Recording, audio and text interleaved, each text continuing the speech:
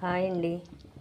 చూసారా, ఇది పూరీ కూర ఇలా కనుక చేసుకుంటే చాలా టేస్టీగా ఉంటుందండి. చక్కగా ముందు కళాయి పెట్టుకొని కొంచెం ఆయిల్ వేసుకొని ఒక 2 ఉల్లిపాయల సైజు సన్నగా కోసుకొని పోపు వేసుకొని కరివేపాకు వేసుకొని కొంచెం అల్లం వెల్లుల్లి పేస్ట్ వేసుకొని వేయించుకున్న తర్వాత ఈ ఉల్లిపాయలు కారం వేయకూడదండి, ఉత్త పచ్చిమిర్చి వేయాలి.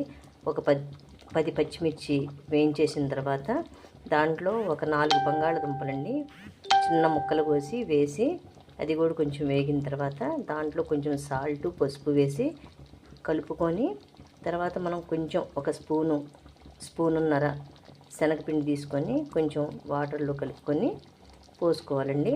చూసారు కదా, ఇంత బాగా వస్తుంది. ఇలా చేసుకుంటే చాలా టేస్టీగా ఉంటుంది. ఒక చిన్న టమాటా కూడా సన్నగా తరిగి వేసుకోండి. చూసారు కదా పూరీ కూర. మీకు నచ్చినట్టయితే లైక్ చేయండి, షేర్ చేయండి, కామెంట్ చేయండి.